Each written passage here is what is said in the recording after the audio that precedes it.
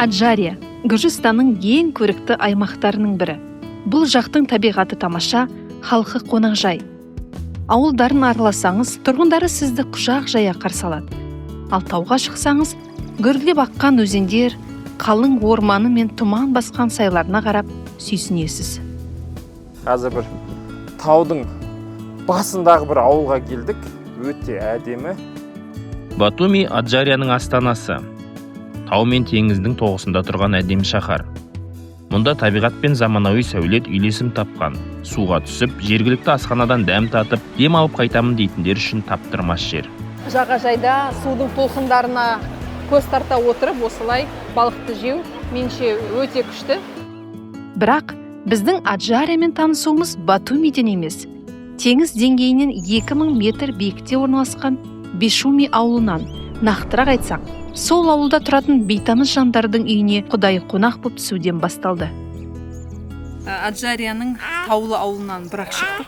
Қазір осы жердегі отбасы бізге дастархан дайындап қойды. Мына үйге шақырды бізді. Заходите. Міне. Бізге дастархан жайып қойыпты, қандай керемет. Затымызды алып қойып жатыр. Это обед чахохве от курицы. Жаңа бізге тамақ дайындардың алдында бұл кісілер сұрады, сендер шошқаның етін жейсіңдер ме деп. Біз жемейміз дедік. Сол себептен бізге шошқаның еті қосылмаған тағамдар дайындап берді.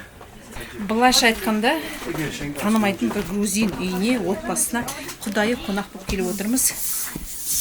Біздің қай жерден келгенімізді, жалпы кішкентай баламен жүргенімізді көріп, осылай өздері шақырып алды. Міне білге тіпті еркелеп жатыр. Жата берсін. Ат. А вот это каймарик, это как называется, знаете, это если много еще перемешать, это оттуда выходит уже масло домашнее. Молоко подавили? Каймак. Да, каймак. Когда молоко кипишь, и сверху это снимаешь, вот это. Да, у нас называется каймак. Это тоже каймак называется? Да, у нас то же самое. А у нас тоже так. Значит, одно и то же. Но это выходит от буйволов хороших. От коровы, от буйволов еще лучше выходит. А раньше были много буйволов. Когда вот так вот здесь, вот такой коттедж били, вот прямо вот таком. Они заходили, тогда спину чесали, это весь коттедж шатался. Сейчас, пожалуйста, все хорошо, на кадрах это хорошо, но в желудке, чтобы тоже что-то попало, это еще лучше. Покушайте что-то. Потом там ресторан тоже мы забронировали. Там уже мы национальные блюда тоже дали. Там каймак, это бурано будет, гевреги будет, это будет что-то синор. Қалай сіздерге? Танымайтын бір ауылға келіп, құдайы қонақ болып түсіп, үйден тамақ жеп жатырмыз. Қазір біз үшін тағы да ресторан жалдап қойып, сол ресторанға барайын деп жатырмыз. Қонақ күткен кезде тамағын жеп үндемей жүре беру керек негізінде. Бишумиді жайлау деген дұрысырақ болар. Өйткені ел мұнда тек жазда демалады да жылдың басқа мезгілдерінде келмейді. Мына үйлер күз, қыс, көктемде бос тұрады. Маусымның басында күн жылып, қар ерігенде тау басына бірінші малшылар көшеді. Артынша мектеп емтихандары аяқталған соң басқалары да жетеді. Батумиден келетін көпшілік Бишумиде үй жалдап тұрады. Бір тәулігі шамамен 100 лариден басталады. Мұнда апталап, айлап жататындар көп. Өйткені олар таудағы ауаның денсаулыққа пайдасы орасан деп сенеді. Біз жайлаудағы Шуамтоба мейрамына дәл келген екенбіз. Қайда барсақ та алдымыздан той тойлап жүрген жандар кезікті. На 3 месяца, на 5 месяцев сюда приезжают кочевки, которые вот перегоняют сюда скот. Как раз вот в середине этой кочевки здесь проводится такой праздник, называется это Шуамтоба. И со всех сторон приглашают сюда людей из всей Грузии. Приезжают из разных сторон, и иностранцы тоже приезжают, празднуют вместе. Вот это и Шуамтоба называется. Бізді күтіп алған кісілермен таныстырайық. Үй иесі Зорап атамыз бен Жужун апамыз. Ұлдары Гоча, Хвича, Руслан. Келіндері Нато мен Русико. Сосын немерелері бар. Отбасылармен асты үстімізге түсіп қонақ қылды. Өзімізді туысқанымыздың үйінде жүргендей сезіндік. Байқағанымыз, гүржілер өте балажан халық екен. білгені ойнатып, кезек-кезек көтеріп, біз қарай тұрамыз, сендер демалыңдар деп көмектесті. Бұрын үйге қонақ келсе бізде тақпақ айтқызып, немесе бір сөз сөйлететін еді ғой. Ал Гүржістанда үйге қонақ келсе, кішкентай балаларына билетеді екен. Будет барбекю, будет там телятина, свинина не будет. Это честь для вас, что вы не кушаете. Бишумиді күнде кешке тұман басады. Бұлттың көшкенін дроныма түсіріп алдым. Бір сәтте айнала аппақ болып, ештеңе көрінбей қалды. Өзімізді тылсым хикаясы бар фильмнің кейіпкері сезініп кеттік. Ғажап әрі қорқынышты.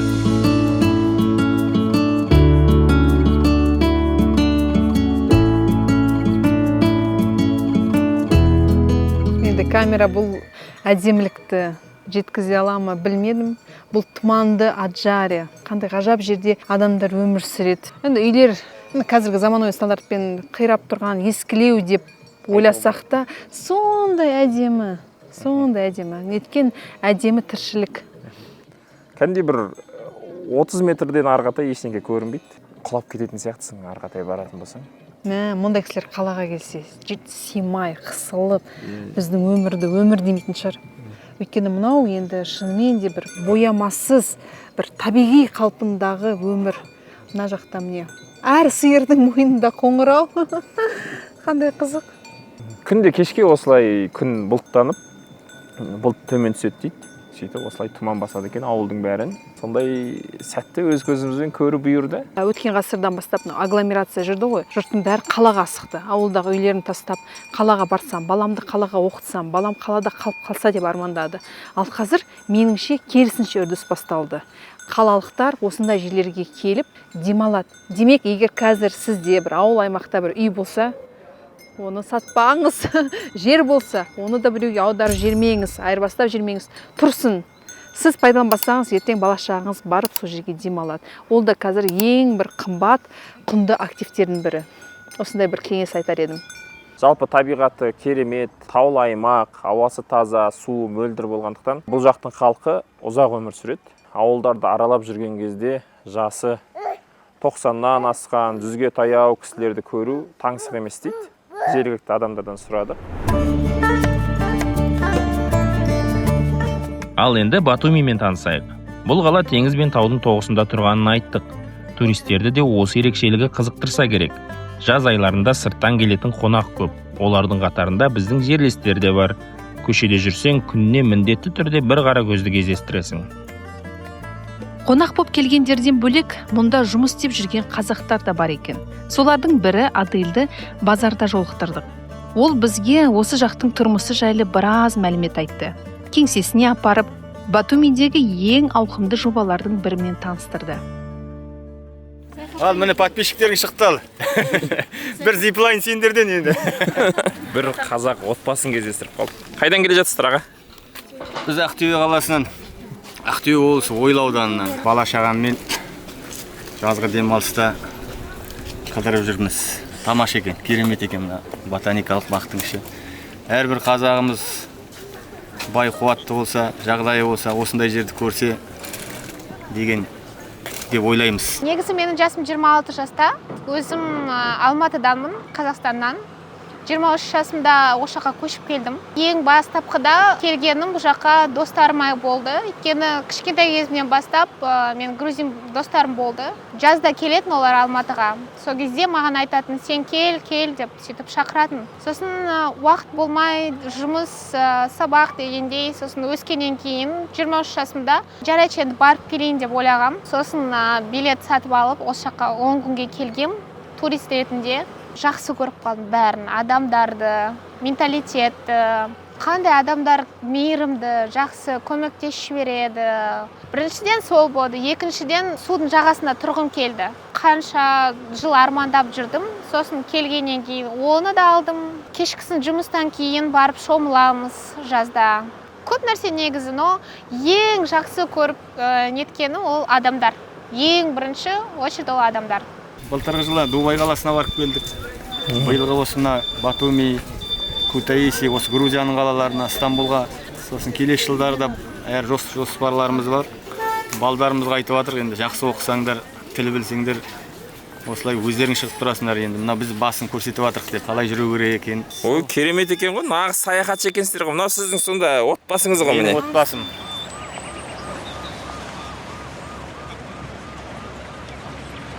Достар, бүгін біз Адельдің жұмыс орнына келдік. Адель, бұл жаққа қалай орналастыңыз, қалай бұл жұмысты таптыңыз, бізге бәрін айтып берсеңіз. Хедхантерді аштым да, сосын работа в Батуми деп бастым. Сөйтіп осы жерді таптым, бір паспортпен келдім. Виза еш нәрсе істеген жоқпын, ешқандай документ, келдім, паспортпен кіріп кеттім жұмысқа. Болды. Жалпы шетелде жұмыс істеу деген оңай емес қой, сонда шешім қабылдауда күрделі. Қорықпадыңыз ба? Жоқ, қорықпадым. Жұмысқа кірдім. Түнде де мысалы достарымызбен жүреміз, коллегаларымызбен жүреміз. Ешкім тиіспейді. Қауіпсіздік 100%. Күшті. Біз қазір қай жерде тұрмыз? Бұл қандай компания? Бұл сіздердің бас кеңселеріңіз бе? Көрсетсеңізші. Әрине. Бұл біздің бас кеңсеміз. Компаниямыздың аты Smart Development. Проектіміздің аты Summer 365. Summer дегеніміз ол жаз. 365 күн жаз болады, егерде біздің комплекста тұратын болсам. Демек Smart Development деген бұл құрылыспен айналысатын компания. Иә. Сіздің сол жердегі қызметіңіз сонда сіз немен айналысасыз деген ғой? Мен менеджер сатушымын. Пәтерлерді сатамыз, иә. Сол мына жақта мына 3 блогымызды көрсетіліп тұр. Мынау июнь деген блог, июль деген, август деген блог. Негізі салып атқанымыз тез, бір айда 1-2 этаждан қоямыз. Батуми үшін ол енді өте керемет. Ал біздің Алматының бағасымен өзіңіз салыстырып көрдіңіз бе? Қаншалықты қымбат, арзан? Көбінесе арзан енді. Қазір мен соңғы кезде Алматыда болған кезде бір проектіні көрдім. Медеуский районда. Сол кезде 1 миллион квадратный метріне дегені енді кішкене шок болдым. Өйткені бізде бұл жақта квадратный метріне шығады 500 мың, 600 мың максимум шығады да, енді ол жақта енді 1 миллион. Охо, баға деген кәдімгідей айырмашылық. 500 мыңнан басталады бір шаршы метр. Иә. Бұл бизнес класстағы үй ма, эконом класс па, комфорт класс па? Бизнес класс. Бизнес класстың бағалары осындай. Ал қызығып жатқан қазақтар бар ма? Қазақстаннан келе ме адамдар, клиенттер? Негізі көп. Ал келіп жатқан қазақтар, алып жатқан қазақтар қандай әсермен шығып жатыр? Неге бұл жерге қызығып жатыр деген ғой? Біріншісі, качествосы ұнап жатыр да, өйткені сапамыз өте күшті. Екіншіден, комплекстің өзі ұнап жатыр да, өйткені ол тура қаланың ішіндегі қала сияқты да, ішінде 3 бассейні болады, сосын оның ішінде гастромаркет болады, ресторан болады, кальянный болады, барбершоп, бәрі ең керектісі адамдарға. Сыртқа шықпай қойса да болады да, негізі астына түсе салады, и любой қандай услуга керек па, товар керек па, бәрін ішінен таба алады.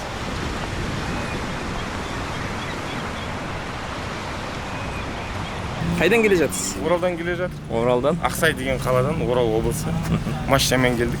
Индір арқылы Астрахань, сосын Верхний Ларс, сосын Тбилиске соқтық. 2 күн сол жақта болдық, 2 күн сонда демалдық. Сосын осында Батумиға келдік. Бәрі жақсы, маған ұнады. Қараңыздар, міне, бауырымыз сонау Оралдан отбасыңызбен келатсыз ғой?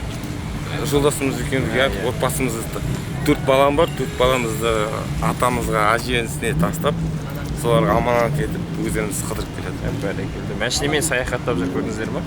Саяхатқа сонда арнайы ақша жинайсыз ба? Биыл міне осы жаққа барамыз, келесі жылы анда барамыз деген сияқты жыл бойы ақша жинайсыздар ма? Ондай жыл бойы жинамаймыз. Бір сәтте мал шаруашылығымен айналысам, өзім жеке кәсіпкермін. Осы арнайы осы саяхатқа жететіндей малымды саттым. Қанша мал кетті? Бәрекелді. 50 қой саттым деймін бе? Яғни ағам 2 миллион жетеді ғой, 3 миллион, 2-3 миллион. Ақшасын қиып, отбасына, балаларына мотивация болсын деп, балаларын жігерлендіру үшін, осындай әлемді көрсету үшін малын аямай, малын сатып, осылай қыдыртып жүр. Мал баламның жаңа қазақта айтады ғой, мал баланың шашуы деп. Сол сияқты балдар үшін кәсіп қылып жатырық, балдар үшін жинап жатырық. Енді осындай игілікті жақсы нәрсеге жұмсамағанда оны қайда жұмсаймыз?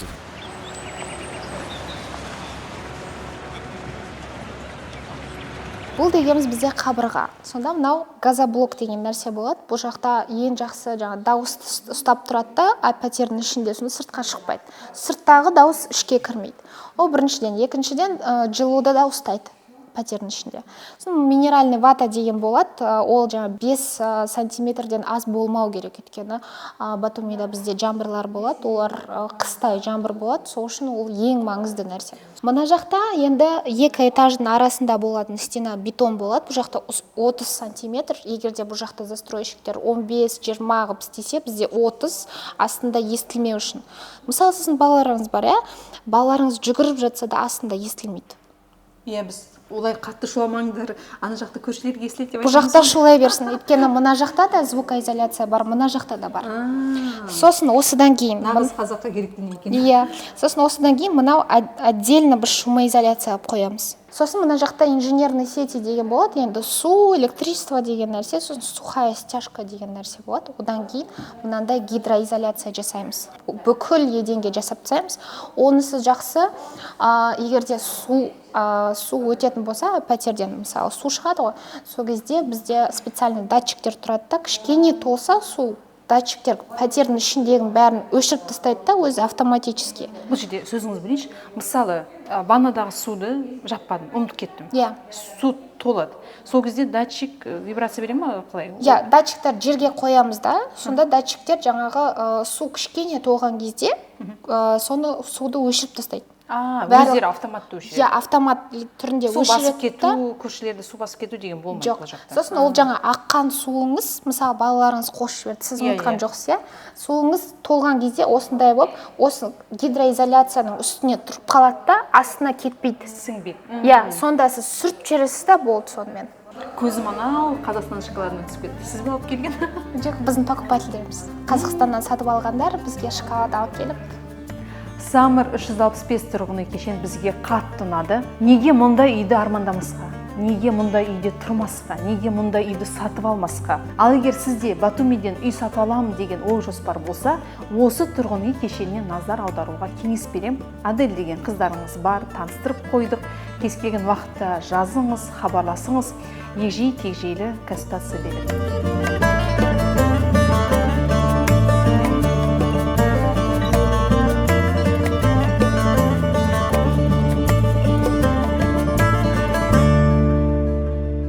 Ал енді біздің қонақ үйдегі бөлмемізге шолу. Батумидің ескі ауданында Европа алаңының жанында орналасқан. Енді көңілімізден шығып жатыр, әдеттегідей қос төсек. Біз бала барын ескерттік, сондықтан да бізге мынандай манежді қойып берді. Мына жақта бөлек мынандай демалатын зона орнатыпты, жұмыс істейтін зона дейміз ба. Диваны бар, тоңазықшы, әдеттегідей шай, кофе, айна, кресло деген сияқты. Қатты ұнағаны бұл жуынатын бөлме, себебі әдетте тек қана душ болады ғой.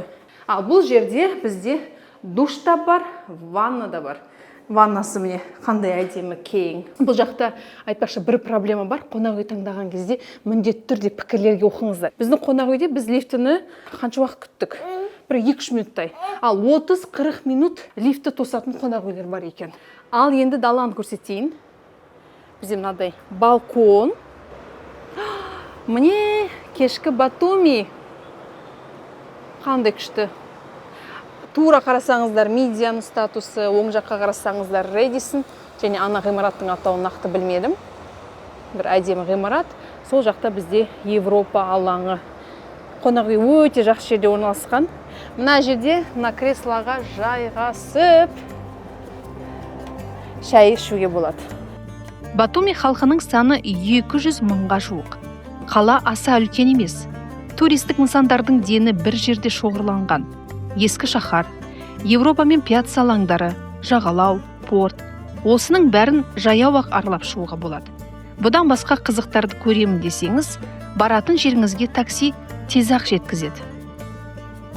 Ғимараттары әр түрлі. Біріне қарап Алматының тұрғын ауданында жүргендей боласың. Енді бірі Дубайдағыдай әсер сыйлайды.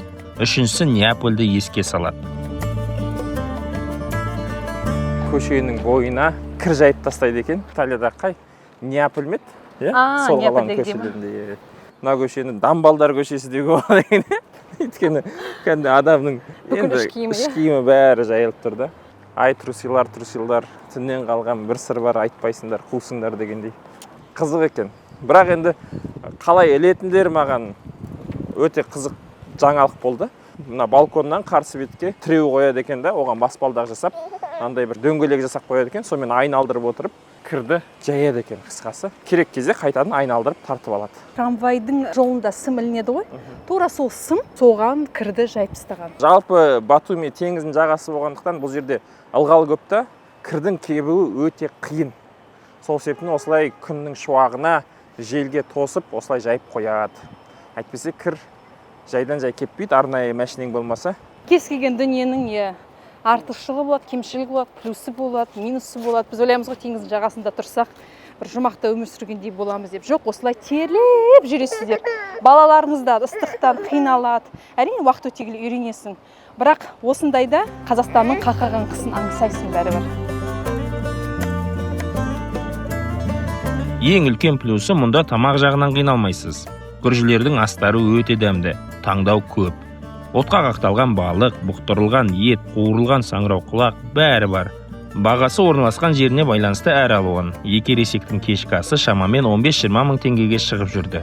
Батумиге келгелі бері қайта-қайта саңырауқұлақ жеп жатырмын. Ұнап жатыр. Жаңа ғана пештен шығарылған, шынымен де аузыңда ериді.